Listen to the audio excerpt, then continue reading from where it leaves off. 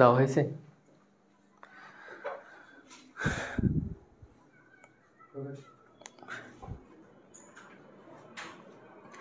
আসসালামু আলাইকুম সবাইকে, কি অবস্থা সবার? আশা করি তোমরা সবাই ভালো আছো এবং সুস্থ আছো।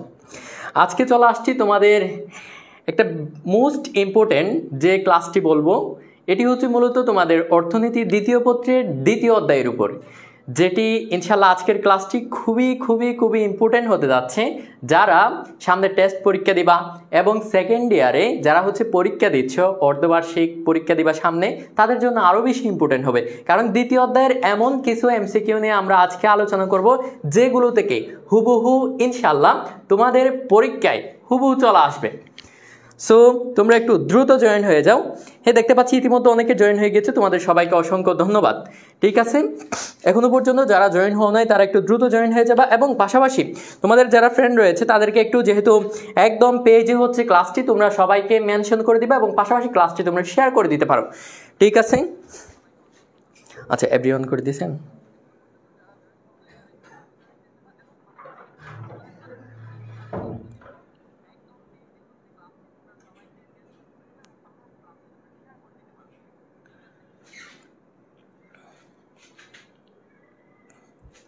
ওকে, দেখতে পাচ্ছি ইতিমধ্যে 100+ জয়েন হয়ে গিয়েছো, তোমাদের অসংখ্য ধন্যবাদ। তোমরা যারা জয়েন হয়েছো তোমরা যদি শেয়ার করে দাও তাহলে দেখবা ইতিমধ্যে তোমরা হঠাৎই দেখতে পাবা হচ্ছে 500 জন স্টুডেন্ট এমনিতে হয়ে গিয়েছে। ঠিক আছে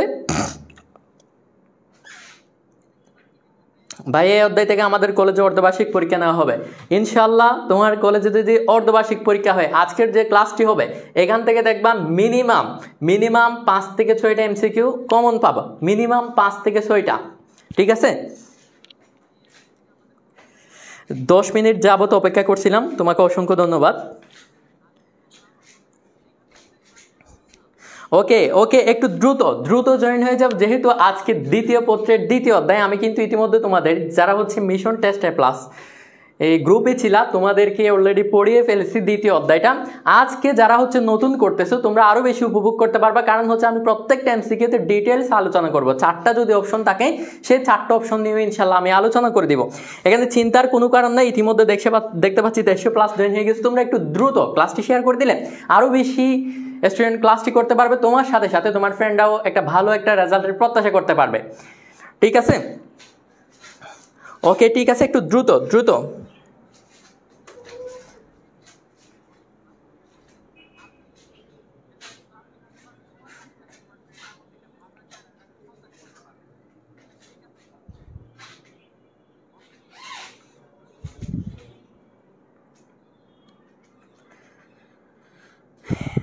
ওকে, আমি হচ্ছে এই যে এমসিকিউগুলোর নাম দিয়েছি ভেরি ভেরি ইম্পর্টেন্ট, যেহেতু বিবিআইপি এমসিকিউ।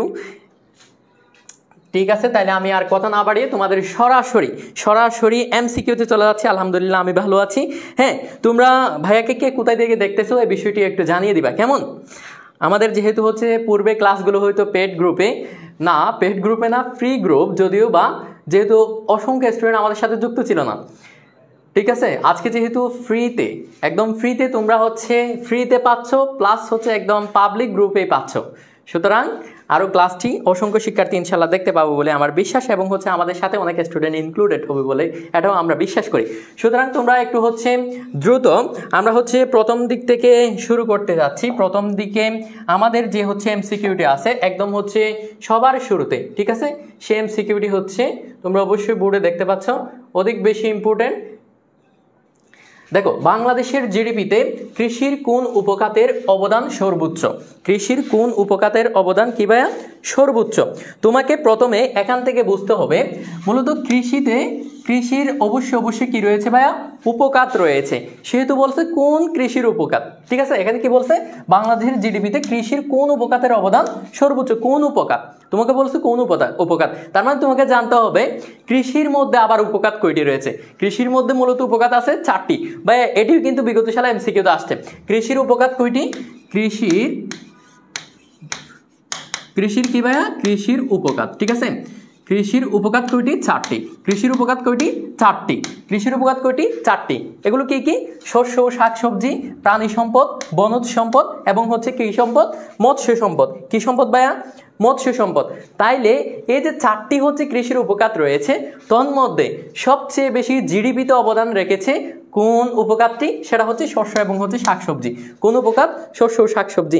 ইতিমধ্যে দেখতে পাচ্ছি অনেক অনেক অনেক বেশি জন উত্তর দিয়ে দিয়েছ, সবাই সঠিক উত্তর দিয়েছ, কিন্তু এখানে মাঝে মধ্যে মানসুরা রহমান তোমার উত্তর ভুল হয়েছে। যার আর অধিকাংশ দেখতে পাচ্ছি, অধিকাংশ কি 90%-এর উত্তরে দেখতে পাচ্ছি সঠিক হয়েছে। ঠিক আছে, আমরা কিন্তু ইতিমধ্যে এমসিকিউ শুরু করে দিয়েছি। তোমরা এখনো পর্যন্ত যারা আসো নাই তারা একটু দ্রুত চলে আসবা। ঠিক আছে, কৃষির উপখাত কয়টি? 4টি। তন্মধ্যে জিডিপিতে, গ্রোস ডোমেস্টিক প্রোডাক্ট, ঠিক আছে, এর মধ্যে সবচেয়ে বেশি অবদান রেখেছে কোন উপখাতটি? শস্য ও হচ্ছে শাকসবজি উপখাতটি। শস্য ও শাকসবজি উপখাতটি। আশা করি এই প্রশ্নটি তোমাদের সবারই ক্লিয়ার। এরপরে যাচ্ছি আমরা হচ্ছে দ্বিতীয় প্রশ্নে। কততম প্রশ্নে? দ্বিতীয় প্রশ্নে। এই এখনো পর্যন্ত তোমরা 250 জন, এত কম? একটু দ্রুত ক্লাসটি আবারও শেয়ার করে দেবা, ঠিক আছে, সবাই যেন ক্লাসটি দেখতে পারে। এরপরে দেখো বাংলাদেশের, এখানে কিন্তু এই প্রশ্নটা কিন্তু অধিক পরিমাণ জটিল। ঠিক আছে, আমাদের কিন্তু এখানে প্রথমে উদ্দীপকটা বোঝা লাগবে, বা হচ্ছে তোমাকে যে প্রশ্নটা করছে সেই প্রশ্নটা বোঝা লাগবে। এখানে বলছে বাংলাদেশের কৃষি ঋণের উপানুষ্ঠানিক উৎস কোনটি? এই প্রশ্নটি দেখো আসতে হচ্ছে সিলেট বোর্ড 2021 এবং হচ্ছে বরিশাল বোর্ড 2017 সালে আসতে, বিগত সালে কিন্তু এই প্রশ্নটি কিন্তু আসছে। ঠিক আছে, একাধিকবার কিন্তু এই টপিকস থেকে বারবার কোয়েশ্চেন হচ্ছে। দেখো বাংলাদেশের কৃষি ঋণের উপানুষ্ঠানিক উৎস বলছে। এখন আমাদেরকে প্রথমে জানতে হবে বাংলাদেশের কৃষি যে হচ্ছে ঋণ আছে, কৃষি ঋণের উৎস কয়টি? বাংলাদেশের কৃষি ঋণের উৎস হচ্ছে প্রধানত দুইটি। প্রধানত কয়টি? দুইটি। প্রধানত কয়টি? দুইটি। ঠিক আছে, একটা হচ্ছে প্রাতিষ্ঠানিক। কি ভাইয়া? প্রাতিষ্ঠানিক। একটা হচ্ছে প্রাতিষ্ঠানিক, 2 নাম্বার হচ্ছে অপ্রাতিষ্ঠানিক। দ্বিতীয়টা কি? অপ্রাতিষ্ঠানিক। অপ্রাতিষ্ঠানিক। এখন এই যে প্রাতিষ্ঠানিক যে হচ্ছে উৎসটা আছে, এটা হচ্ছে আবার 2 প্রকার। প্রাতিষ্ঠানিক যে হচ্ছে উৎসটা, এটা হচ্ছে 2 প্রকার। একটা হচ্ছে আনুষ্ঠানিক, একটা কি? একটা হচ্ছে এই উৎসটা আবার হচ্ছে 2 প্রকার। প্রাতিষ্ঠানিক উৎসটা একটা হচ্ছে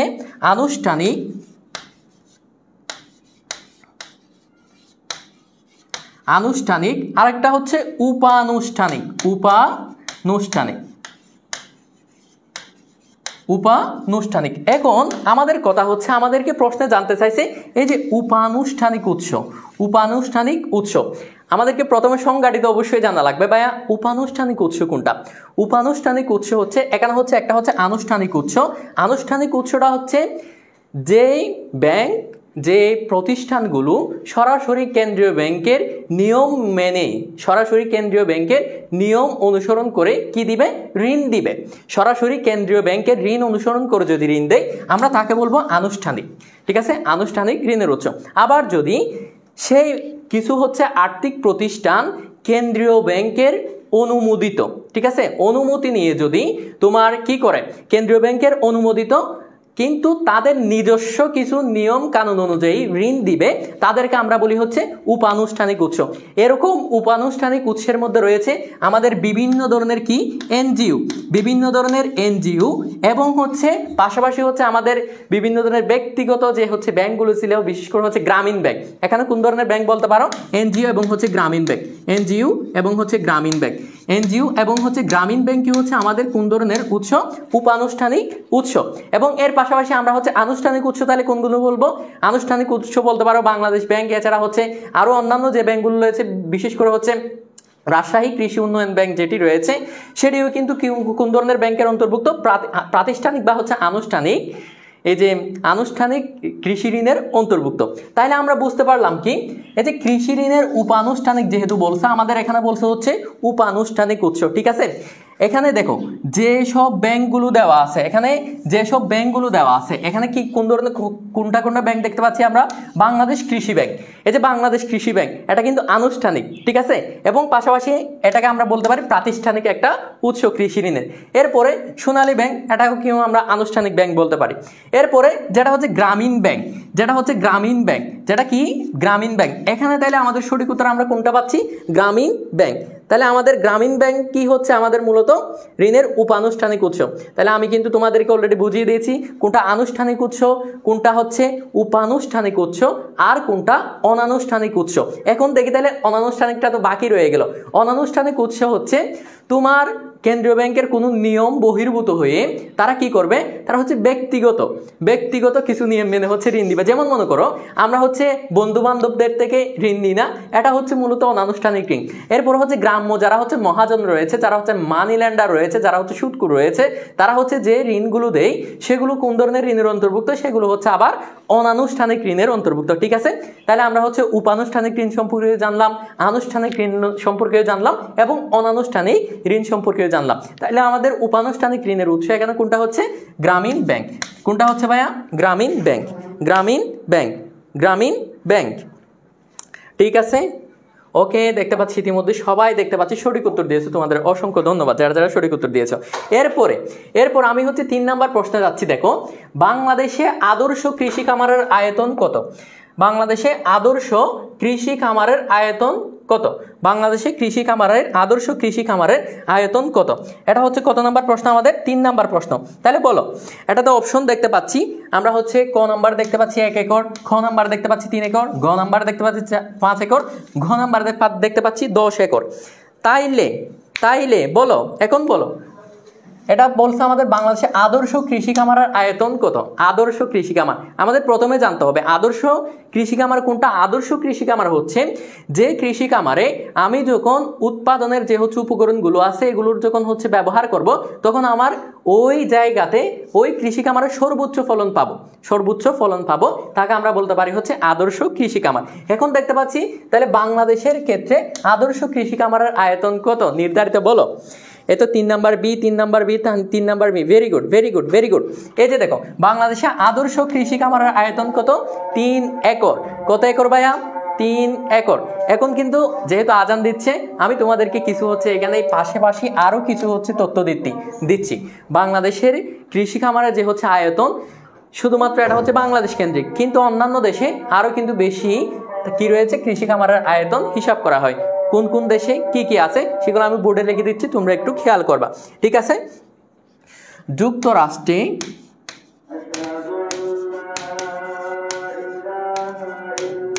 আদর্শ কৃষি খামারের আয়তন হচ্ছে 150 একর, 150 একর।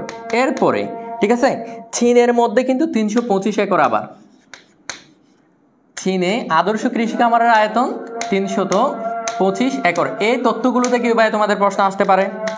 ঠিক আছে, এরপর আছে হচ্ছে বেলজিয়াম।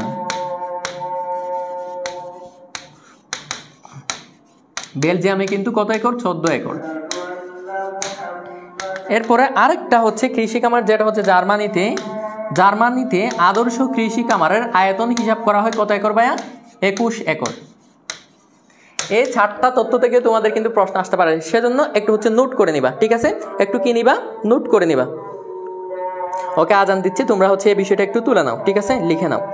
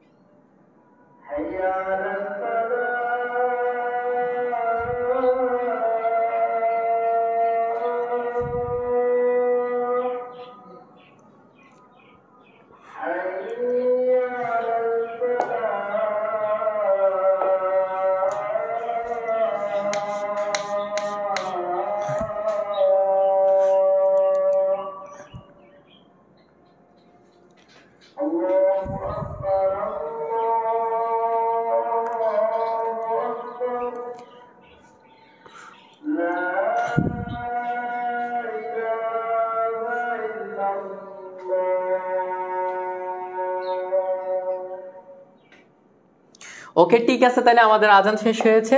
সুতরাং আমরা হচ্ছে পরবর্তী এমসিকিউতে চলে যাই। দেখো আমাদের 4 নাম্বার একটা হচ্ছে এমসিকিউ আছে। দেখো এখানে হচ্ছে বলা হচ্ছে তোমাকে কি বলতেছে, দেখো তো একটু পড়ো। যে খামারে এক অংশে ফসল উৎপাদন করা হবে আবার অন্য অংশে কি করা হবে, পশুপালন করা হবে, তাকে কোন ধরনের খামার বলে? তাকে হচ্ছে মূলত কোন ধরনের খামার বলা হয়? এই প্রশ্নটি আসছে সিলেট বোর্ড 2021-এ, সিলেট বোর্ড 2021-এ। তাহলে বলো, যে খামারে এক অংশে তোমার কি ফসল উৎপাদন করা হবে এবং অন্য অংশে কি করা হবে, পশুপালন করা হবে, তার মানে আমরা কোন ধরনের সেটিকে খামার বলবো? কোন ধরনের খামার বলবো? এটাকে কি বিশেষায়িত খামার বলবো, নাকি বহুমুখী খামার বলবো, নাকি মিশ্র খামার বলবো, নাকি প্রান্তিক খামার বলবো? বলো কোন ধরনের খামার বলবো? জটপট 4 নাম্বার এই তো দেখতে পাচ্ছি ইতিমধ্যে অনেকে, সায়েদ রাহুল ভাইয়া তোমার উত্তর ভুল হয়েছে, দেখতে পাচ্ছি আরও অনেকে উত্তর দিচ্ছে। 4 নাম্বার গন্তব্য দাবি, ভেরি গুড। এরপরে দেখি কে কীরকম উত্তর দেয়। মূলত এই প্রশ্নটির উত্তর হবে হচ্ছে আমাদের মিশ্র খামার। কেন উত্তর হচ্ছে দেখো, আমরা যেহেতু হচ্ছে খামারের আয়তনের ক্ষেত্রে পড়ছিলাম, খামারের আয়তনের ভিত্তিতে খামারকে কয় ভাগে ভাগ করা হয়? 4 ভাগে। সেটা কি প্রান্তিক খামার, ক্ষুদ্রায়তন খামার, তারপর হচ্ছে আরেকটু মাঝারি খামার, এরপর হচ্ছে সর্বশেষ বৃহদায়তন খামার। তাহলে প্রান্তিক খামার যেটা পড়ছিলাম সেটার আয়তন হচ্ছে 0.05 থেকে 0.49 একর পর্যন্ত, ঠিক আছে? তার মানে এই প্রান্তিক খামারটা আমাদের প্রথমে বাদ। এরপরে বিশেষায়িত খামার, যে খামারের শুধুমাত্র একটি ফসলই কি করা হবে, উৎপাদন করা হবে, তাকে আমরা কি বলে থাকি? বিশেষায়িত খামার। এরপর আছে হচ্ছে বহুমুখী খামার, বিভিন্ন ফসল উৎপাদন করা হবে। এখন আমার কথা হচ্ছে এখানে কি বলছে, তোমার এক পাশে হচ্ছে ফসল উৎপাদন করা হবে, আবার অন্য অংশে কি উৎপাদন করা হবে, অন্য অংশে পালন করা হবে পশু পাখি বা হচ্ছে পশুপালন করা হবে, তাকে আমরা কোন ধরনের খামার বলবো? এইটাতে হচ্ছে এক পাশে তোমার কি থাকবে, এক পাশে থাকবে ফসল উৎপাদন, আবার অন্য পাশে থাকবে পশুপালন, তার মানে ওই খামারটি হবে আমার মিশ্র খামার। কোন ধরনের খামার ভাইয়া? মিশ্র খামার। কোন ধরনের খামার? মিশ্র খামার। 4 নাম্বার সি। তার মানে আমাদের কোন ধরনের খামার হবে সেটা? মিশ্র খামার, ঠিক আছে? কোন ধরনের খামার হবে? এই প্রশ্নের উত্তর কোনটা হবে ভাইয়া? মিশ্র খামার। আবার বলো কোন ধরনের খামার? এটা হচ্ছে আমার মিশ্র খামার। কেন হচ্ছে? এই খামারের এক পাশে হচ্ছে আমার ফসল উৎপাদন করা হচ্ছে, আবার অন্য পাশে পশুপালন করা হচ্ছে। তোমাকে কিন্তু প্রশ্ন দিতে পারে মিশ্র খামার বলতে কি বোঝায়, জ্ঞানমূলক প্রশ্ন যদি চলে আসতে পারে, তাহলে তোমার উত্তর কি হবে? যে খামারে এক অংশে ফসল উৎপাদন করা হয় এবং অন্য অংশে পশুপালন করা হয়, তাকে আমরা কি বলি? মিশ্র খামার বলি। এই যে মিশ্র খামার, কিন্তু তুমি কিন্তু এই মিশ্র খামারটা বাংলাদেশে দেখবে না ভাইয়া। কেন দেখবে না? ওই যে মিশ্র খামার যদি বাংলাদেশে যদি করে, তাহলে বিড়ালকে ওই যে শুটকি মাছ দেখতে দেওয়ার মতো অবস্থা হয়ে যাবে, ঠিক আছে? এজন্য হচ্ছে বাংলাদেশে তোমরা কি দেখবা না, বাংলাদেশে হচ্ছে মিশ্র খামারটা আমরা দেখতে পাই না, বিভিন্ন দেশে দেখতে পাই, যেমন মনে করো অস্ট্রেলিয়ার ক্ষেত্রে আমরা হচ্ছে মিশ্র খামারটা দেখতে পাই। এরপরে আমাদের তাহলে এই প্রশ্নটা শেষ। এরপরে 5 নাম্বার প্রশ্নে যাই। এখানে আমরা হচ্ছে একটা কি দেখতে পাচ্ছি, এখানে 5 নাম্বার প্রশ্ন দেওয়া আছে উৎপাদনকারিতাকে কোথায় যাচ্ছে? মধ্যস্বত্বভোগীদের ক্ষেত্রে যাচ্ছে। একটা পণ্য উৎপাদনকারী থেকে মধ্যস্বত্বভোগীদের কাছে যাচ্ছে, এরপরে এই মধ্যস্বত্বভোগীদের থেকে পাইকারি ব্যবসায়ীদের কাছে যাচ্ছে, এরপরে কি? এরপরে দেখতে পাচ্ছি খুচরা ব্যবসায়ীদের কাছে যাচ্ছে, এরপরে দেখতে পাচ্ছি আমার হচ্ছে চূড়ান্ত ভোক্তার কাছে আসতেছে। একটা হচ্ছে আমরা প্রবাহ চিত্র উদ্দীপক দেখতে পাচ্ছি, বলতেছে এই প্রবাহ চিত্রটি কি নির্দেশ করতেছে? এই প্রশ্নটি কিন্তু রাজশাহী বোর্ড এবং হচ্ছে দিনাজপুর বোর্ড 2021 সালে আসছে। আমরা আজকে যত প্রশ্ন সলভ করবো সবগুলো কিন্তু বিগত সালে আসা, ঠিক আছে? সবচেয়ে ইম্পর্টেন্ট যেগুলো সেগুলো সলভ করবো। এখন দেখো আমাদের অপশন দেওয়া আছে, এটা কি বিপণন পদ্ধতি, নাকি এটা কি উৎপাদন পদ্ধতি, নাকি এটা ক্রয় পদ্ধতি, নাকি সংরক্ষণ পদ্ধতি? সংরক্ষণ পদ্ধতির মধ্যে আমরা কি বুঝি? যেটা হচ্ছে আমাদের স্টোরেজ করে রাখা হয়, ঠিক আছে? এরপরে ক্রয় পদ্ধতি যেখানে হচ্ছে আমরা হচ্ছে ক্রয় করা দেখবো শুধুমাত্র। এরপর উৎপাদন পদ্ধতি, সেটা কি? শুধুমাত্র উৎপাদন যেখানে হচ্ছে সেখানে উৎপাদন যে কিভাবে করা হবে সেই পদ্ধতিকে আমরা কিন্তু উৎপাদন পদ্ধতি বলি। এখানে আরেকটা কিন্তু পদ্ধতি বাকি আছে, বিপণন পদ্ধতি। এই বিপণন পদ্ধতি কেন হচ্ছে সেই বিষয়টা মূলত কি? ফসল উৎপাদন থেকে শুরু করে, ঠিক আছে, ভোক্তার কাছে, চূড়ান্ত ভোক্তার কাছে পৌঁছানো পর্যন্ত যতগুলো কার্যক্রম সংগঠিত হয় সবগুলো কিসের অন্তর্ভুক্ত? বিপণনের অন্তর্ভুক্ত। কি বলছি ভাই? মন থাকবে। বিপণন বিষয়টা কি? উৎপাদনকারী থেকে শুরু করে একটা উৎপাদিত দ্রব্য যতগুলো হাত বদল হয়ে তোমার কোথায় যাবে, চূড়ান্ত ভোক্তার কাছে যাবে। এই চূড়ান্ত ভোক্তার কাছে যাওয়া পর্যন্ত যতগুলো হচ্ছে মধ্যখানে যতগুলো কার্যক্রম সংগঠিত হবে সবগুলো কিসের অন্তর্ভুক্ত? বিপণনের অন্তর্ভুক্ত। এখানে দেখো কি কি দেওয়া আছে, উৎপাদনকারী থেকে মধ্যস্বত্বভোগীদের কাছে যাচ্ছে, এরপরে আবার হচ্ছে পাইকারি ব্যবসায়ীদের কাছে যাচ্ছে, পাইকারি ব্যবসায়ীদের কাছে হাত বদল হয়ে আবার হচ্ছে খুচরা ব্যবসায়ীরা কিনে নিচ্ছে, খুচরা ব্যবসায়ীদের হাত থেকে আবার কোথায় আসতেছে? এই যে ভোক্তার কাছে আসতেছে। তার মানে এই যে প্রবাহ চিত্রটি আমরা কোন ধরনের, মূলত কোন বিষয়টিকে নির্দেশ করে? এই বিষয়টি হচ্ছে বিপণন পদ্ধতিকে নির্দেশ করে। কোনটিকে নির্দেশ করে ভাইয়া? বিপণন পদ্ধতিকে নির্দেশ করে। বিপণন পদ্ধতি 5-1 ভেরি গুড। ওকে, এরপরে দেখো, এরপরে যারা হচ্ছে, আমি কিন্তু প্রত্যেকটা কিন্তু বিশ্লেষণ করে দিচ্ছি, তোমাদের পরীক্ষায় যদি আসে তাহলে সহজেই লিখতে পারবা। যদি তোমাদের ভাইয়া প্রশ্ন আসে বিপণন কি বললে একটা ফসল উৎপাদিত দ্রব্য, কোন উৎপাদিত দ্রব্য চূড়ান্ত ভোক্তার কাছে পৌঁছানো পর্যন্ত মধ্যখানে যতগুলো কার্যক্রম সংগঠিত হয় সবগুলো আমাদেরকে কিসের অন্তর্ভুক্ত? বিপণনের অন্তর্ভুক্ত। এখানে যতগুলো হচ্ছে দেখতে পাচ্ছ সবগুলো কিন্তু বিপণনের অন্তর্ভুক্ত।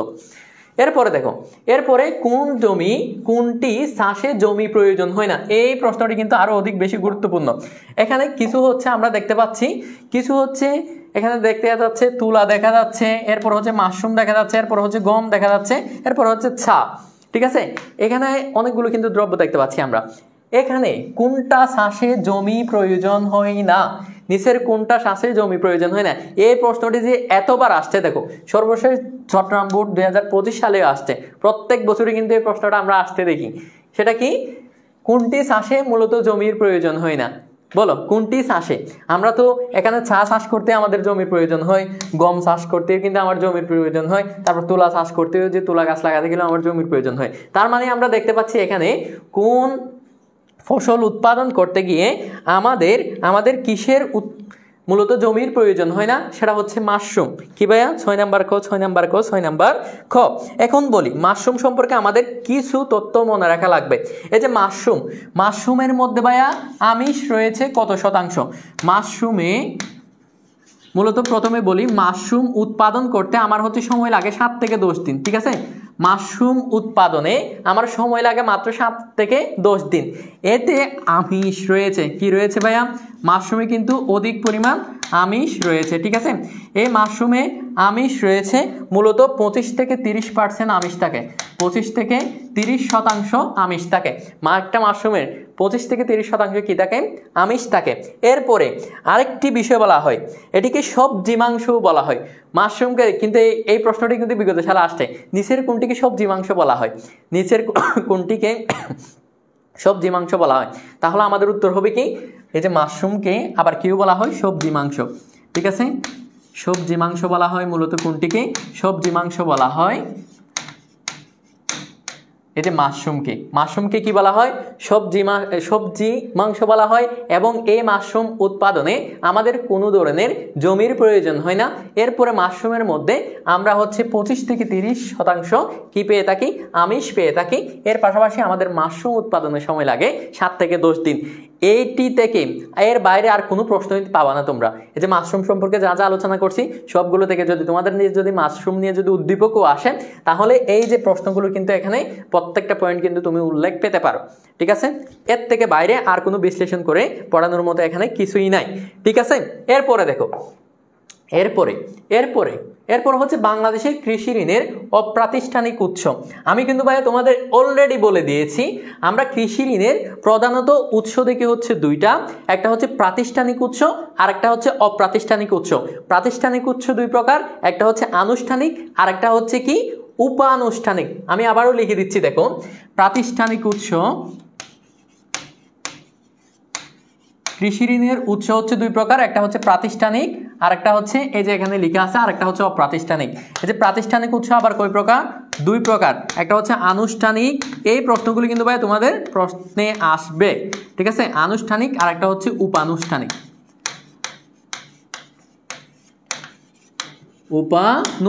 এখন তোমাকে ভাইয়া বলছে আনুষ্ঠানিক এবং হচ্ছে উপানুষ্ঠানিক প্রশ্নগুলি সম্পর্কে আমরা কিন্তু পূর্বের ক্লাসে কিন্তু পড়েছি, পূর্বের প্রশ্নেও পড়েছি, ঠিক আছে। এখন দেখো আমাকে বলছে অপ্রাতিষ্ঠানিক উৎস কোনটি। অপ্রাতিষ্ঠানিক উৎস বলতে আমরা কি বুঝিয়েছিলাম, যেগুলো হচ্ছে কেন্দ্রীয় ব্যাংকের নিয়ম, কোনো ধরনের কেন্দ্রীয় ব্যাংকের নিয়ম মানবে না, সেগুলো হচ্ছে নিজস্ব গতিতে নিজস্ব পদ্ধতিতে চলবে, সেগুলোকে আমরা অপ্রাতিষ্ঠানিক বলি। যেমন বন্ধু বান্ধব থেকে যে ঋণ নেই, গ্রাম্য মহাজনরা যে ঋণ দেয়, বা হচ্ছে অন্যান্য আমরা হচ্ছে বিশেষ করে হচ্ছে বন্ধু 50 টাকা হবে, বা হচ্ছে মাঝে মধ্যে বিকাশে তো কল দিয়ে বলি বন্ধু 100 টাকা হবে, হচ্ছে যখন বিপদে পড়ে যায়, ওই অবস্থায় আমরা হচ্ছে যে ঋণটা নিই সেটা হচ্ছে মূলত অপ্রাতিষ্ঠানিক ঋণ, ঠিক আছে, অপ্রাতিষ্ঠানিক উৎস থেকে ঋণ। এখন তোমাকে এখানে কি কি দিচ্ছে দেখো তো, এটা কি বাণিজ্যিক ব্যাংক হবে অপ্রাতিষ্ঠানিক ঋণ? হবে না, কোনোদিন হবে না। এরপর বাংলাদেশ কৃষি ব্যাংক দিছে, এটাও হবে না। এরপরে দিছে বাংলাদেশ পল্লী উন্নয়ন, এইগুলোই হচ্ছে মূলত সবগুলো কিন্তু এগুলো কিন্তু প্রাতিষ্ঠানিক ঋণের উৎস। তাহলে আমাদের কোনটা বাকি রইল, গ্রাম্য মহাজন। এই গ্রাম্য মহাজনই হলো আমার অপ্রাতিষ্ঠানিক ঋণের উৎস, ঠিক আছে। গ্রাম্য মহাজন থেকে কিনে ওই যে মানি ল্যান্ডার যারা আছে আর কি, গ্রামে যারা সুদখোর আছে, এই যে গ্রাম্য মহাজনরা কি দিয়ে থাকে, মূলত ঋণ দিয়ে থাকে কৃষকদেরকে এরা ঋণ দিয়ে ডাইরেক্ট ফকির অবস্থা করে ফেলে, ঠিক আছে, গ্রাম্য মহাজনরা। খুবই মারাত্মক কিন্তু এরা, ঠিক আছে। 7 নম্বরের উত্তর তাহলে আমরা কোনটা পাচ্ছি, গ, গ্রাম্য মহাজন। এরপরে আমরা 8 নম্বরে যাচ্ছি। দেখো তো এখানে কি দেখতে পাচ্ছ, সুন্দর সুন্দর এখানে কিছু জিনিস দেখা যাচ্ছে না? এখানে বলতেছে BRRI এর পূর্ণরূপ কি? BRRI এর পূর্ণরূপ কি বলো? এখানে কি ক হবে নাকি খ হবে নাকি গ হবে নাকি ঘ হবে? এখানে দেখতে পাচ্ছি বাংলাদেশ রাইস রিসার্চ ইনস্টিটিউট, আরেকটা দেখতে পাচ্ছি বাংলাদেশ রাইস রিকভারি ইনস্টিটিউট, আরেকটা দেখতে পাচ্ছি বাংলাদেশ রুরাল রিসার্চ ইনস্টিটিউট, আরেকটা দেখতে পাচ্ছি বাংলাদেশ রুরাল রিকভারি ইনস্টিটিউট। তাহলে আমাদের উত্তর কোনটা হচ্ছে? রিকভারি যেগুলো আছে এগুলো বাদ, তারপরে রিকভারি যেগুলো আছে ওগুলো বাদ। এখন বলছে এটা যেহেতু হচ্ছে আর দুইটাই আর আছে, তাহলে আমাদের এখানে কোনটা উত্তর হবে? এই দুইটা থেকে কোনো একটা বাছাই করো, তোমাদেরকে আর বলা যাচ্ছে না, এই দুইটা থেকে কোনো একটা বাছাই করো।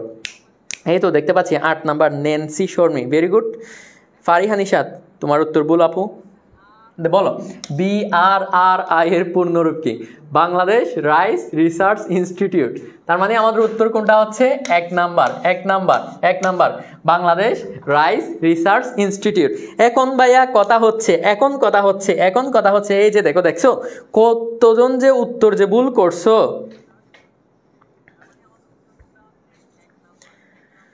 হাই BRRI এর পূর্ণরূপ কি? Bangladesh rice research institute. 1 নাম্বারই হবে আমার উত্তর হবে 1 নাম্বারই। এখন কথা হচ্ছে এখান থেকে কিন্তু আরেকটা প্রশ্ন আসতে পারে, বাংলাদেশ রাইস রিসার্চ ইনস্টিটিউট কত সালে প্রতিষ্ঠিত হয়? এটা প্রতিষ্ঠিত হয় ওই যে আমাদের বাংলাদেশ স্বাধীনতার পূর্বে অর্থাৎ বাংলাদেশ স্বাধীন হয়েছে 1971 সালে। এটি মূলত প্রতিষ্ঠিত হয়েছিল 1970 সালে। বাংলাদেশ রাইস রিসার্চ ইনস্টিটিউট কত সালে প্রতিষ্ঠিত? 1970 সালে। এই প্রশ্নটি কিন্তু ভাই তোমার পরীক্ষায় আসতে পারে। আবার যদি প্রশ্ন আসে বাংলাদেশ রাইস রিসার্চ ইনস্টিটিউটের অবস্থান কোথায়, তখন তুমি তো হা করে বসে থাকতে হবে না। এটার অবস্থান হচ্ছে গাজীপুরে। কোথায় ভাইয়া? গাজীপুরে। এটার অবস্থান কোথায়? গাজীপুরে।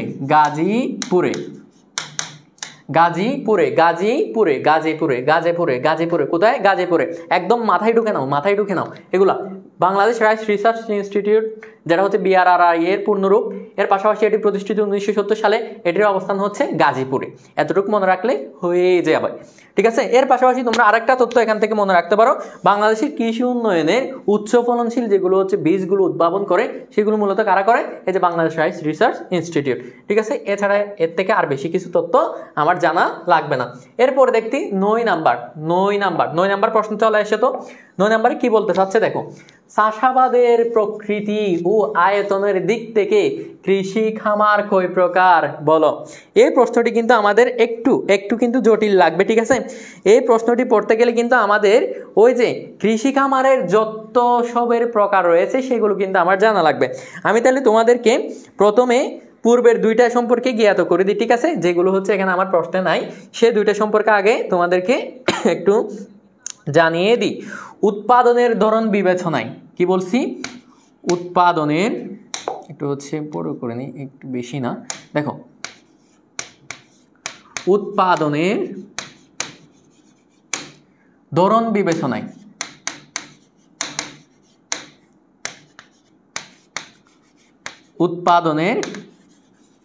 ধরন বিবেচনায় আমার কৃষি কামার কয় প্রকার? 3 প্রকার। উৎপাদনের ধরন বিবেচনায় আমার কৃষি কামার কয় প্রকার বলছি? 3 প্রকার। সেগুলো কি কি? একটা হচ্ছে বিশেষায়িত,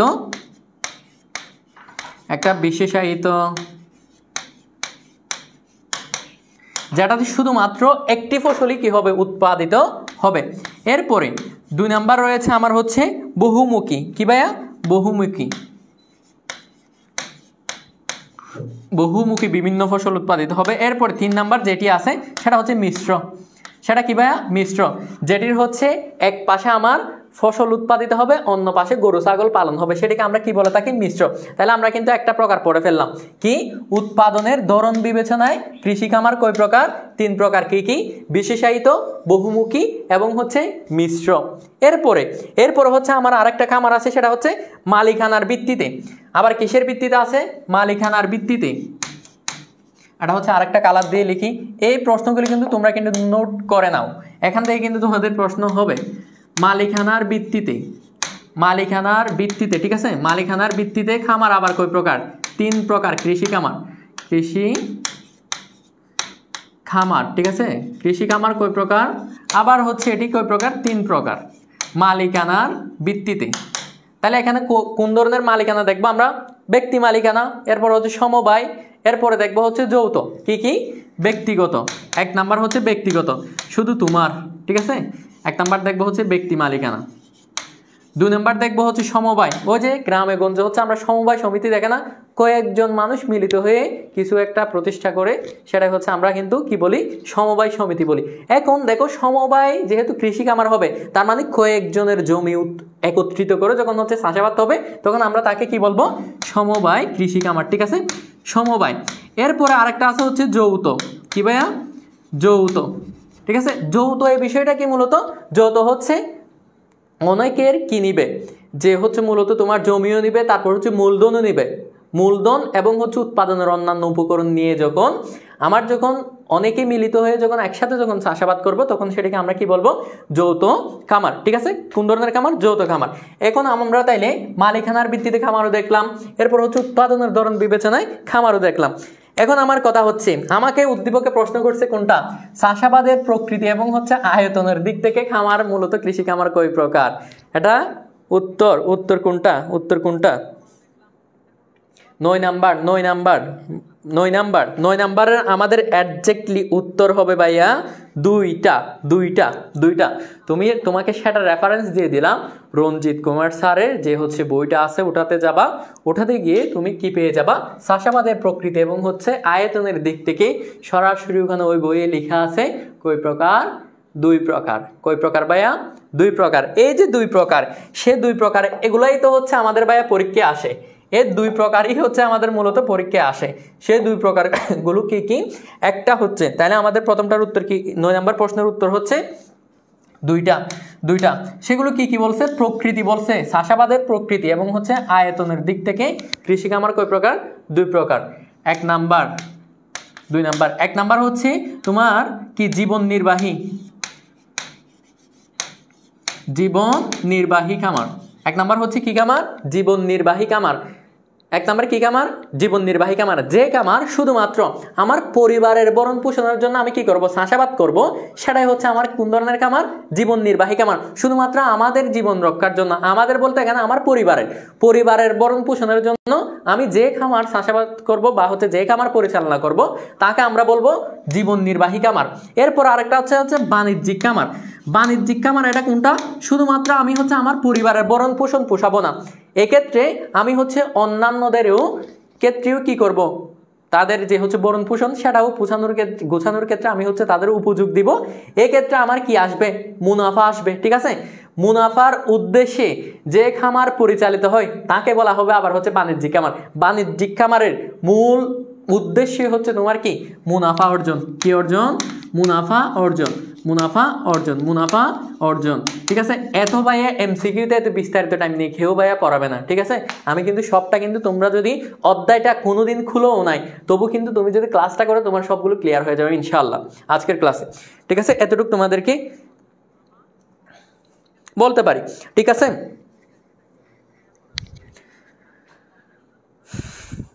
চাষাবাদের প্রকৃতি এবং হচ্ছে আয়তনের দিক থেকে তার মানে আমার কৃষি খামার কয় প্রকার? দুই প্রকার। একটা হচ্ছে জীবন নির্বাহী, জীবন নির্বাহী হচ্ছে শুধুমাত্র ওই যে বৌজামাইয়ের যে হচ্ছে জীবন ধারণের জন্য যেটি হচ্ছে আমি চাষাবাদ করব, সেটি হচ্ছে আমার জীবন নির্বাহী। ঠিক আছে, ওই যে যারা হচ্ছে প্রেমিক প্রেমিকা প্রথমে কি খুঁজে, তারা একটা চাকরি, আমরা দুজন চলতে পারলে হবে, এরকম যেগুলো হচ্ছে চাষাবাদ করবে, তুমি যদি কৃষি কাজ করো শুধুমাত্র দুজনের জন্য, সেটাই হবে আমার কি? জীবন নির্বাহী। ঠিক আছে ভাইয়া, একটু ছোট কথা বলে ফেললাম। এরপরে যাই, এরপরে আমার 10 নাম্বার প্রশ্ন। 10 নাম্বারে বলছে কোন দেশে কত শতাংশ বনভূমি থাকা দরকার? কোন দেশে কত শতাংশ বনভূমি থাকা দরকার বলো? এটি যদি যে না পারবা না, তার কিন্তু নাকশা কিন্তু ফাটাই দেওয়া উচিত। এই প্রশ্নটি কিন্তু সবাই পারার মতো। দেখো একদম ইজি একটা প্রশ্ন, দেখো তো একদম ইজি। আমি কিন্তু অলরেডি কিন্তু তোমাদের উত্তরগুলো ভাইয়া দেখতেছি না বললে, আমি যেহেতু তোমাদের অপশন কিন্তু অনেক কিছু যেহেতু বলতেছি, এক্ষেত্রে উত্তরের সাথে সঙ্গতিপূর্ণ আরও হচ্ছে অনেকগুলো তথ্য দিচ্ছি, সুতরাং তোমরা খেয়ে কি উত্তর করতেছে এই বিষয়টা দেখতেছি না। ঠিক আছে, এখানে কিন্তু ইতিমধ্যে অনেকে উত্তর দিয়ে দিচ্ছে, এবার পড়ি তাহলে। তাসফিয়া তালুকদার ভেরি গুড, তোমার উত্তর হয়েছে। Sayed Rahul very good, Lima very good, Lima Moni very good. এরপরে যারা যারা দিচ্ছ মাশাল্লাহ, ওকে ঠিক আছে। এখন দেখো, এখন বলছে কোন দেশে কত শতাংশ বনভূমি থাকা দরকার? কোন দেশে বনভূমি থাকা দরকার? মূলত 25%। কত শতাংশ? 25%। তোমরা যারা যারা উত্তর করছো সবার উত্তর সঠিক হয়েছে। এখন কথা হচ্ছে বাংলাদেশে কত শতাংশ বনভূমি আছে? বাংলাদেশে কত শতাংশ মূলত বনভূমি আছে? ঠিক আছে, বাংলাদেশে মোট ভূখণ্ডে বনভূমির পরিমাণ কত? বাংলাদেশের মোট ভূখণ্ডে বনভূমির পরিমাণ কত বলো? কেউ বলতে পারবা? বাংলাদেশে মোট ভূখণ্ডে বলে দিচ্ছি, বাংলাদেশে মোট ভূখণ্ডে, ঠিক আছে, বনভূমির পরিমাণ, বনভূমির কি ভাইয়া? পরিমাণ। বাংলাদেশের মোট ভূখণ্ডে বনভূমির পরিমাণ হচ্ছে 15.58%। কত পার্সেন্ট ভাইয়া? 15.58%। এগুলো কিন্তু ভাইয়া পরীক্ষায় আসবে, তোমার পরীক্ষায় কিন্তু আসতে পারে। কোনো দেশে কত শতাংশ বনভূমি থাকা দরকার? 25%। ঠিক আছে, এখন বাংলাদেশে যে আয়তন, এই আয়তনের মধ্যে ভূখণ্ডে, বাংলাদেশের মোট ভূখণ্ডে বনভূমি আছে হচ্ছে মাত্র 15.58%। তার মানে আমাদের অনেক, মানে হচ্ছে তোমার অর্ধেকে চলে আসছে অলরেডি, হচ্ছে আরও 10 ভাগ কম আছে আমাদের বনভূমি। এর মধ্যে আমরা আরও কী করি? ওই যে বন জঙ্গল যেগুলো আছে সেগুলোকে নিধন করে দিচ্ছি আমরা। হায় রে বাঙালি। এরপরে দেখো, বাংলাদেশে কৃষি ঋণের প্রাতিষ্ঠানিক উৎস, এই যে দেখো, এটা যদি কেউ যদি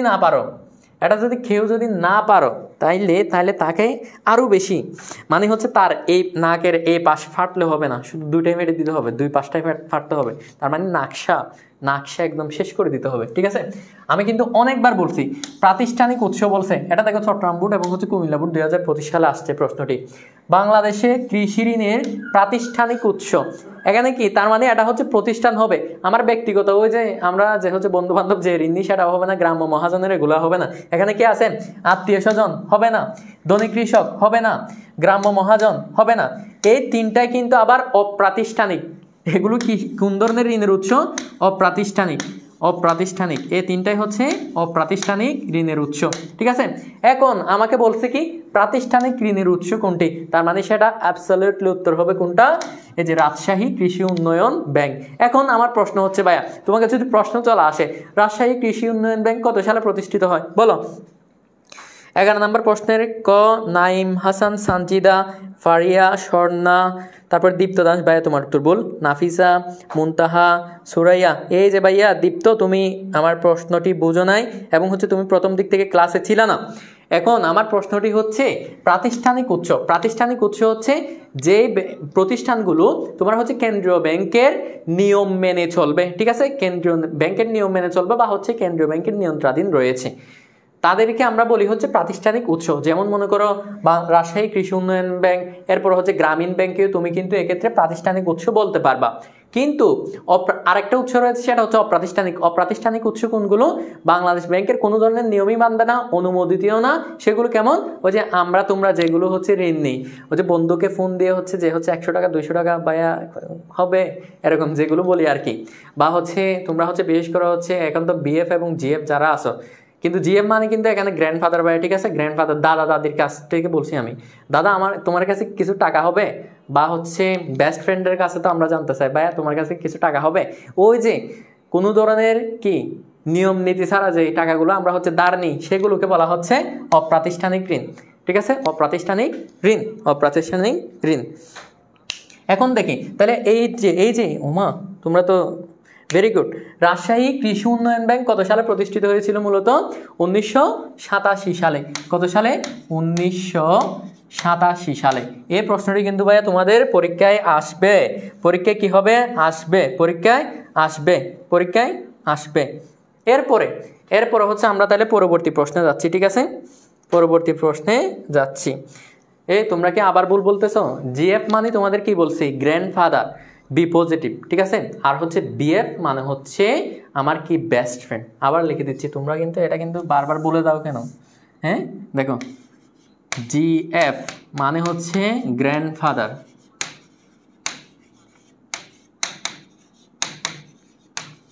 আর হচ্ছে বিএফ আমার হচ্ছে বেস্ট ফ্রেন্ড, ঠিক আছে, বেস্ট ফ্রেন্ড। এই দুইটা প্রশ্ন কিন্তু আর কোনোদিন বলা যাবে না, সব সময় আমরা কি বলি? বি পজিটিভ, সবগুলো বি পজিটিভ হিসেবে নেবা, ঠিক আছে। এরপরে যাচ্ছি তাহলে আমরা পরবর্তী প্রশ্নে যাচ্ছি। এখন দেখো 12 নাম্বার, যে খামারে জমির পরিমাণ 2.49 একর তাকে কোন ধরনের খামার বলে? তাকে কোন ধরনের খামার বলে? আমরা কিন্তু এক ধরনের খামার কিন্তু অলরেডি বাদ দিয়ে আসছি, সেটা কি? জমির মালিকানার ভিত্তিতে। দেখো জমির মালিকানার ভিত্তিতে, ঠিক আছে, জমির মালিকানার ভিত্তিতে খামার 4 প্রকার। খামার কয় প্রকার? খামার 4 প্রকার। জমির মালিকানার ভিত্তিতে খামার কয় প্রকার? 4 প্রকার। 1 নাম্বার প্রান্তিক খামার। 1 নাম্বার কি খামার? প্রান্তিক খামার। 1 নাম্বার কি খামার? প্রান্তিক খামার। 2 নাম্বার হচ্ছে ক্ষুদ্রায়তন। 3 নাম্বার হচ্ছে আমার মাঝারি, ঠিক আছে, 3 নাম্বার হচ্ছে মাঝারি। 4 নাম্বার হচ্ছে বৃহদায়তন। কি ভাইয়া? বৃহদায়তন, বৃহদায়তন। এখন কথা হচ্ছে বৃহদায়তন, 4 নাম্বার কি? বৃহদায়তন। এখন হচ্ছে এই যে প্রান্তিক খামারের মূলত এই জমির পরিমাণ কতটুকু? এটা হচ্ছে 0.05 থেকে 0.49% পর্যন্ত, 49% পর্যন্ত। এরপরে ক্ষুদ্রায়তন খামারের পরিমাণ হচ্ছে 0.5 থেকে কত শতাংশ? 2.49% পর্যন্ত। 49 একর বলতে পারো। 0.5 থেকে 2.49 একর জমির পরিমাণ তাকে আমরা কোন ধরনের খামার বলি? ক্ষুদ্রায়তন খামার। এরপর হচ্ছে আমার মাঝারি খামার। মাঝারি খামার হচ্ছে 2.50 থেকে 7.49 একর। 7.49 একর। এরপরে বৃহদায়তন যে হচ্ছে খামার, সেটা হচ্ছে 7.50 একর থেকে যত বেশি, ঠিক আছে, সেটাকে আমরা কোন ধরনের খামার বলি? বৃহদায়তন। তাহলে আমার এই যে 4টা প্রকারের মধ্যে যে খামারের জমির পরিমাণ 2.49 একর তাকে আমরা কোন ধরনের খামার বলবো?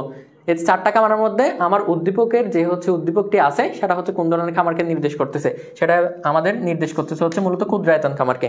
কোন ধরনের খামার? ক্ষুদ্রায়তন খামার। 22 হচ্ছে খ। 22 নাম্বার, তার মানে উত্তর কি হচ্ছে? আমার খ নাম্বার, ঠিক আছে, খ নাম্বার। ভেরি গুড, যারা হচ্ছে সঠিক উত্তর দিতে পারছো। ভাইয়া সেকেন্ড পার্ট মিলতেছে না। তুমি কোন বই পড়তেছো? বলো তুমি কি? আমি তো এখান থেকে তিনটা বই পড়ছি। একটা হচ্ছে তোমাদের সবার উপরে যেটা হচ্ছে রঞ্জিত স্যারের বই, এরপর হচ্ছে অক্ষরপত্র পড়লাম, এরপর হচ্ছে আমাদের চট্টগ্রাম কলেজের একজন হচ্ছে অধ্যাপক যার নাম হচ্ছে সাইফুল ইসলাম স্যারের আমি বই পড়ছি। এরপরে আরেকজনের বই একটা পড়ছি, সেটা মনে পড়তেছে না এখন, ঠিক আছে। সাইফুল স্যার আর একজন ছিল হচ্ছে তোমার, সরি এটা মনে পড়তেছে না। আমি কিন্তু 4টা লেখকের কিন্তু অলরেডি কিন্তু বই পড়ছি। এর মধ্যে আমি কিন্তু 3টা বইকে প্রায়োরিটি দিয়ে কিন্তু তোমাদের এই প্রশ্নগুলো কিন্তু সবটার উত্তর কিন্তু মেলাতে পারছি, ঠিক আছে। সবচেয়ে বেশি হচ্ছে প্রেফারেবল এখানে বই পাচ্ছি হচ্ছে আমি রঞ্জিত স্যারেরটা, ঠিক আছে। এই বইটা যাদের নাই তারা সংগ্রহ করে পড়বা, এখানে কিন্তু সবচেয়ে ভালোভাবে দেওয়া আছে, ঠিক আছে। এখানে উত্তর হবে হচ্ছে খ নাম্বার।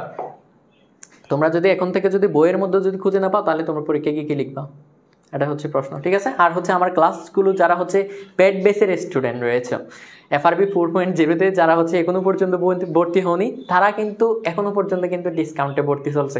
তোমরা যত দ্রুত ভর্তি হয়ে যাবা তত দ্রুত হচ্ছে তত বেশি হচ্ছে তোমাদের লাভ।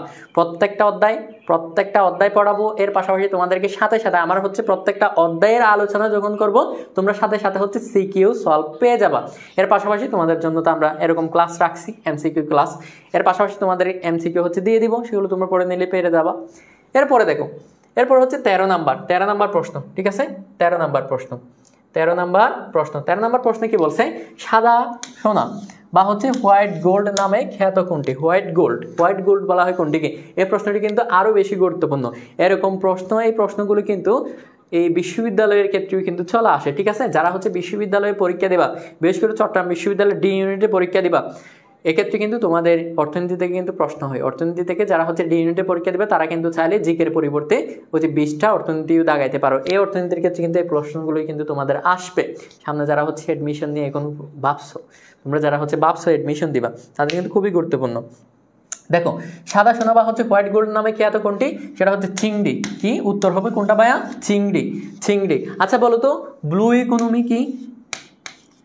ব্লু ইকোনমি এটা হচ্ছে কিসের সাথে সম্পর্কিত? এটা হচ্ছে সমুদ্র অর্থনীতির সাথে সম্পর্কিত। ঠিক আছে, সমুদ্র অর্থনীতির সাথে সম্পর্কিত। এই তথ্যগুলো কিন্তু তোমাদের জানা রাখা লাগবে। এগুলো থেকে কিন্তু আমাদের MCQ হয়। ব্লু ইকোনমি কিসের সাথে সম্পর্কিত? এটা হচ্ছে সমুদ্র অর্থনীতির সাথে সম্পর্কিত।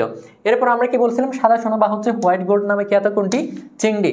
বাংলাদেশে যে হচ্ছে মৎস্য সম্পদ যেগুলো রয়েছে, যেগুলো হচ্ছে কি হয়? রপ্তানি হয়। ঠিক আছে, বাংলাদেশে রপ্তানিকৃত মৎস্য এবং হচ্ছে মৎস্যকৃত যে হচ্ছে পণ্যগুলো রয়েছে, তন্মধ্যে এই যে চিংড়ি থেকে যাই হচ্ছে মূলত 46% হচ্ছে রপ্তানিকৃত অংশের মধ্যে। 46% কি আমার রপ্তানিকৃত মৎস্য রপ্তানিকৃত অংশের মধ্যে আমার হচ্ছে 46% কিসের অন্তর্ভুক্ত? চিংড়ির অন্তর্ভুক্ত। এই প্রশ্নটা কিন্তু ভাই তোমাদের অবশ্যই মনে রাখা লাগবে। এরপরে দেখি, এরপরে 14 নাম্বার কোনটি HYB প্রযুক্তি? প্রথমে আমাকে বলবা তোমরা HYB প্রযুক্তি, আগে বলবা না HYB প্রযুক্তি। আমার এই 4টির মধ্যে কোনো একটা অপশন তো আছে। HYB এর পূর্ণরূপ কি? আগে সেটা বলো, পরীক্ষা কিন্তু এটাও আসতে পারে। HYB এর পূর্ণরূপ কি? HYB এর পূর্ণরূপ কি? পরীক্ষা কিন্তু আসবে। HYB এর পূর্ণরূপ কি? হাই, লিখে দিচ্ছি দেখো, হাই ইয়েল্ডিং বা হচ্ছে ওয়েল্ডিং বলতে পারো তোমরা, ইয়েল্ডিং ভেরিটি। ঠিক আছে, হাই ইয়েল্ডিং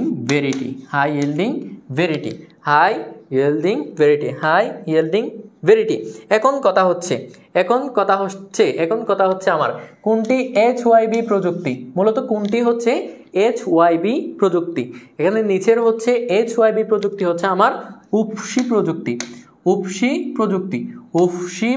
হচ্ছে আমার কি প্রযুক্তি? HYB প্রযুক্তি। কেন বা আমরা এটিকে উপসি প্রযুক্তি বলতেছি? দেখো, উপসি প্রযুক্তির উচ্চ ফলনশীল প্রযুক্তিকে কি ভাইয়া? উপসি প্রযুক্তি কাকে বলা হয়? উচ্চ ফলনশীল প্রযুক্তিকে আমরা হচ্ছে উপসি প্রযুক্তি বলি। উচ্চ ফলনশীল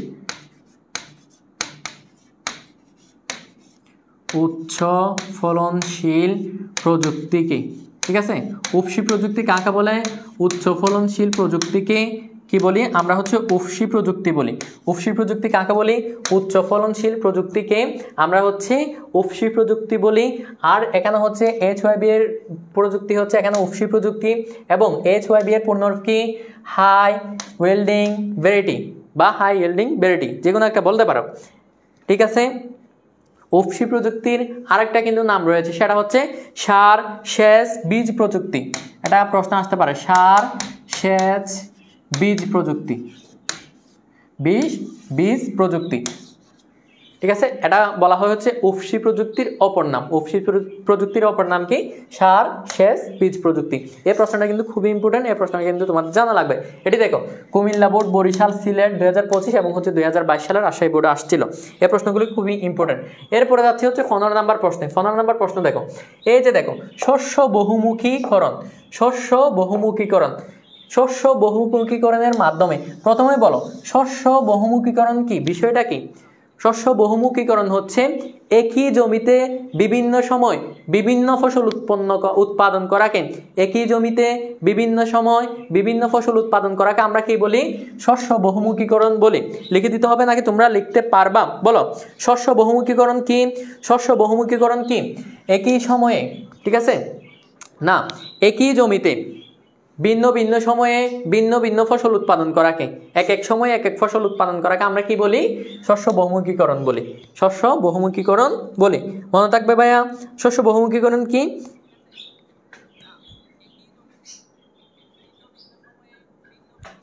একই জমিতে বিভিন্ন সময় বিভিন্ন ফসল উৎপাদন করাকে আমরা কি বলি? শস্য বহুমুখীকরণ বলি। এখন এই যে শস্য বহুমুখীকরণের ফলে কি কি হচ্ছে? এটা কি খাদ্য ঘাটতি পূরণ করতেছে, নাকি কর্মসংস্থান হ্রাস পাচ্ছে এর ফলে, নাকি একাধিক শস্য উৎপাদন সম্ভব? কোনটি হবে বলো? উত্তর কোনটি হবে? খ। Very good. এই অদিত্যা ওহিদা, তোমার উত্তর ভুল আপু। জেসমিন আক্তার উত্তর সঠিক। সাইফ বাবু সঠিক। Labib very good.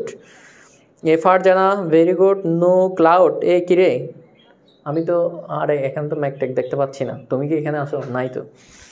বলো, তাহলে শস্য বহুমুখীকরণের মাধ্যমে আমাদের কি হচ্ছে? আমাদের যে হচ্ছে খাদ্য ঘাটতি, শস্য বহুমুখীকরণ কি? একই জমিতে বিভিন্ন সময় বিভিন্ন ফসল উৎপাদনের ফলে আমার কি হবে? যে হচ্ছে খাদ্য ঘাটতিটা আসে সেটা পূরণ হবে। তার মানে আমার 1 নাম্বার এখানে সঠিক। 1 নাম্বার কি ভাইয়া? 1 নাম্বারটা আমার এখানে সঠিক। সরি, 1 নাম্বার এখানে সঠিক। এরপরে কি বলছে? তোমাকে কর্মসংস্থান হ্রাস পাবে। এই যে শস্য বহুমুখীকরণের ফলে তো এক এক সময় যেহেতু আমরা এক এক ধরনের পণ্য উৎপাদন করব, ফলে আমার এখানে তো শ্রমিক লাগারই কথা, তার মানে আমার কর্মসংস্থান হ্রাস পাবে না। এরপর আমার 3 নাম্বার বলতেছে কি? একাধিক শস্য উৎপাদন সম্ভব। অবশ্যই আমি হচ্ছে একই জমিতে বিভিন্ন সময় বিভিন্ন ফসল উৎপাদন করব, ফলে আমার তো একাধিক শস্য উৎপাদন সম্ভব। তার মানে আমার উত্তর কোনটা হচ্ছে? একু 3। একু 3। তোমাদেরকে কিন্তু জাস্ট মনে রাখতে হবে, তোমরা মনে রাখবা শস্য বহুমুখীকরণ কি, শস্য বহুমুখীকরণ বিষয়টা কি যদি মাথায় থাকে তাহলে তুমি উত্তর করতে পারবা। এর চেয়ে বেশি কিছু লাগবে না। শস্য বহুমুখীকরণ কি বলছি? একই জমিতে বিভিন্ন সময় বিভিন্ন ফসল উৎপাদন করাকে কি বলে? শস্য বহুমুখীকরণ বলে। এতটুকু লিখলে তোমাকে কিন্তু জ্ঞানমূলক প্রশ্নে কিন্তু এই প্রশ্নটি আসে, শস্য বহুমুখীকরণ কি। এগুলো কিন্তু ভাই তোমার পরীক্ষার প্রশ্ন আসবে। এরপরে দেখো, বাণিজ্যিক খামার পরিচালিত হয়। বাণিজ্যিক খামার পরিচালিত হয় কি জন্য? বাণিজ্যিক খামার আমি কিন্তু তোমাদের বলছিলাম, ওই যে খামার পড়ছিলাম, একটা হচ্ছে জীবন নির্বাহী খামার, আর একটা পাইছিলাম হচ্ছে বাণিজ্যিক খামার। জীবন নির্বাহী খামার কি জন্য? ওই যে বউ জামাই চলার জন্য। এরপরে যেটি আছে সেটা হচ্ছে বাণিজ্যিক খামার। বাণিজ্যিক খামার কোনটা? এদিকে হচ্ছে তোমার মুনাফা অর্জনই থাকবে হচ্ছে এটির মূল লক্ষ্য। তার মানে বাণিজ্যিক খামার মানে হচ্ছে বাণিজ্য ব্যবসা করার জন্য সে এই খামারটা পরিচালনা করতেছে। ফলে আমার হবে এটি হচ্ছে যেহেতু ক্ষুদ্রায়তন তো অবশ্যই হবে না, সেটা হচ্ছে বৃহদায়তন ভিত্তিক হবে। একটা পাচ্ছি। দ্বিতীয়টা মুনাফা অর্জনের উদ্দেশ্যে, সেটাও সঠিক। 3 নাম্বারটা কি বলছে? পারিবারিক ভরণ পোষণের জন্য। না ভাইয়া, বাণিজ্যিক খামার শুধুমাত্র এই যে পারিবারিক ভরণ পোষণের জন্য পরিচালিত হয় না, পারিবারিক ভরণ পোষণের জন্য পরিচালিত হয় কোন খামার? সেটা হবে জীবন নির্বাহী খামার। ঠিক আছে, জীবন নির্বাহী খামার। জীবন নির্বাহী খামার পরিচালিত হয় আমার কিসের জন্য? পারিবারিক ভরণ পোষণের জন্য। তার মানে আমার উত্তর হচ্ছে কোনটা? একু 2। একু 2। কে কে আমার আগে উত্তর দিতে পারছো দেখি? Madhab Mandal very good. Saeed Rahul very good. Labib Tajim Akhtar very good. Farzana ফুল ভেরি গুড। হাসি খুশি ওকে ভেরি গুড। এরপরে দেখো 16 নাম্বার শেষ, তাহলে 17 নাম্বারে চলে আসছি। বাংলাদেশের কৃষি বিপণন। বাংলাদেশের যে হচ্ছে কৃষি বিপণন আছে, এই কৃষি বিপণনের সমস্যা কি? বাংলাদেশের কৃষি বিপণন বলতে কি বলছিলাম? আমরা হচ্ছে একটা পণ্য উৎপাদন থেকে শুরু করে ভোক্তার কাছে পৌঁছানো পর্যন্ত আমার যত কিছু সংগঠিত হবে সবগুলো বিপণনের অন্তর্ভুক্ত। এখন এই বিপণন করতে গিয়ে আমার কি কি সমস্যার সম্মুখীন হতে হয় একজন উৎপাদনকারীকে? ঠিক আছে, এখানে আমরা হচ্ছে অবকাঠামোগত সমস্যা দেখতে পাই, এরপর হচ্ছে গুদামজাত সমস্যা, এটিও দেখতে পাই। এরপর হচ্ছে আমার দামের উত্থান পতন। তার মানে আমি তো এখানে তিনটাই দেখতে পাচ্ছি বাংলাদেশের কৃষি বিপণনের সমস্যার ক্ষেত্রে, কিন্তু আমরা তিনটাই দেখতে পাই। ঠিক আছে, বাংলাদেশের যে হচ্ছে সমস্যা, ঠিক আছে, সমস্যার মধ্যে কিন্তু আমরা সবগুলোই দেখতে পাচ্ছি। কি কি দেখতে পাচ্ছি? আমরা হচ্ছে অবকাঠামোগত সমস্যা লক্ষ্য করি, গুদামজাতকরণের সমস্যা এটাও লক্ষ্য করি, পাশাপাশি দামের উত্থান পতন। বাংলাদেশের বাজারে হঠাৎ করে সবজির দাম বাড়ায় দেয়, আবার হচ্ছে কমায় দেয়, ফলে কি হয়? উদ্যোক্তা যারা রয়েছে বা হচ্ছে যারা হচ্ছে খামারি রয়েছে তারা কিন্তু ক্ষতিগ্রস্ত হয়। একটা দাম যদি নির্ধারিত থাকে তাহলে এক্ষেত্রে ক্ষতিগ্রস্ত হয় না। ফলে আমাদের বিপণনের সমস্যার মধ্যে তিনটাই পাচ্ছি। উত্তর হবে 1 2 3। 1 2 3। এরপরে 17 নাম্বার তাহলে আমার শেষ। এরপরে 18 নাম্বার একটা হচ্ছে প্রশ্ন আছে, বায়োটেকনোলজি শব্দের অর্থ কি বলো, এখন বলো। Biotechnology, biotechnology. এই যে আজকের এমসিকিউর মতো তোমরা যারা, আবারও বলতেছি ভাইয়া, যারা এখনো পর্যন্ত FRB 4.0 কোর্সে ভর্তি হও নাই, কোন কোর্স? FRB 4.0, ঠিক আছে, FRB 4.0 কোর্সে এখনো পর্যন্ত তোমরা যারা ভর্তি হও নাই, দ্রুত ভর্তি হয়ে যাও। তোমাদের জন্য কি কি অপেক্ষা করতেছে তুমি ভর্তি হওয়ার পরে বুঝতে পারবা। সবগুলো অধ্যায়েরই MCQ সলভ পাবা, তোমার হচ্ছে সাজেশন পাবা, সবচেয়ে বেশি ইম্পর্টেন্ট হচ্ছে তোমার কি অধ্যায়ভিত্তিক আলোচনা তো পাবাই, সাথে হচ্ছে সৃজনশীল সলভ পাবা।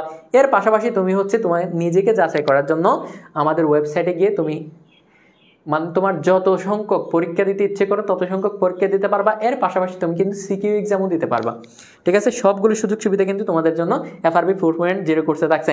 একটা স্টুডেন্টের এর চেয়ে বেশি কিছু লাগে না, যত কিছু লাগে সবগুলো আমরাই প্রোভাইড করতেছি, ঠিক আছে। এখন তাহলে দেখি জৈব প্রযুক্তি, জৈব প্রযুক্তি, ভেরি গুড। বায়োটেকনোলজির অর্থ কি ভাইয়া? বায়োটেকনোলজি শব্দের অর্থ হচ্ছে জৈব প্রযুক্তি। কি প্রযুক্তি? জৈব প্রযুক্তি। ভাইয়া আমাদের কিন্তু এখান থেকে কিন্তু আরেকটা প্রশ্ন আসতে পারে। সর্বপ্রথম এই যে বায়োটেকনোলজি শব্দটি কে ব্যবহার করেন, বা হচ্ছে বায়োটেকনোলজি শব্দটি সর্বপ্রথম ব্যবহার করেন কে? এটা কিন্তু ভাইয়া পরীক্ষায় আসতে পারে। বায়োটেকনোলজি শব্দটি হচ্ছে প্রথমে কে ব্যবহার করেন? উত্তর দিতে পারবা? কেউ পারবা? আমি কিন্তু লিখে দিচ্ছি, বায়োটেকনোলজি সর্বপ্রথম ব্যবহার করেন হচ্ছে, এটির মানে হচ্ছে জৈব প্রযুক্তি, ঠিক আছে। এখন এটি সর্বপ্রথম কে ব্যবহার করেন? কার্ল এরিকি, ঠিক আছে, কার্ল এরিকি, ঠিক আছে, কার্ল এরিকি, কার্ল এরিকি, কার্ল এরিকি, কার্ল এরিকি, কার্ল এরিকি। তাহলে জৈব প্রযুক্তি বা হচ্ছে বায়োটেকনোলজি, ইংরেজিতে যে হচ্ছে বায়োটেকনোলজি শব্দটি সর্বপ্রথম ব্যবহার করেছেন কে? কার্ল এরিকি, কার্ল এরিকি। এই প্রশ্নগুলি কিন্তু ভাই খুবই ইম্পর্টেন্ট, জ্ঞানমূলক প্রশ্ন চলে আসে এবং হচ্ছে MCQতেও চলে আসবে। তাহলে আমরা এই জায়গায় একটা MCQ দেখতে গিয়ে কিন্তু দুইটা MCQ জেনে নিলাম। প্রত্যেকটা MCQর ক্ষেত্রে আমরা কিন্তু আজকে একাধিকটা MCQর কিন্তু সমস্যা সম্বন্ধে জানলাম। এখন সর্বশেষ প্রশ্নে কিন্তু আমরা চলে যাচ্ছি। দেখো এখানে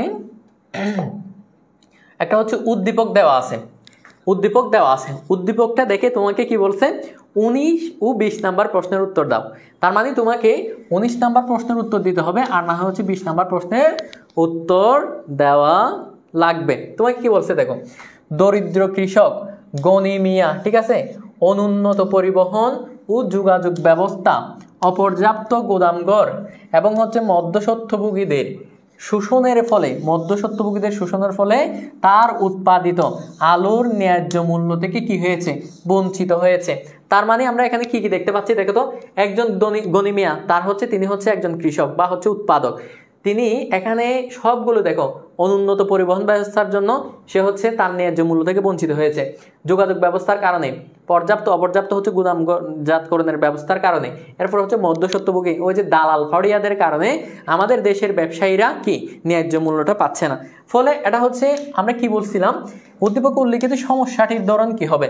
সমস্যাটার ধরন কি? আমরা কি বলছিলাম, বুক উৎপাদকের কাছ থেকে ভোক্তার কাছে পণ্যটি পৌঁছানো পর্যন্ত এই যতগুলো কিন্তু কার্যক্রম সংগঠিত হবে সবগুলো কিসের অন্তর্ভুক্ত? বিপণনের অন্তর্ভুক্ত।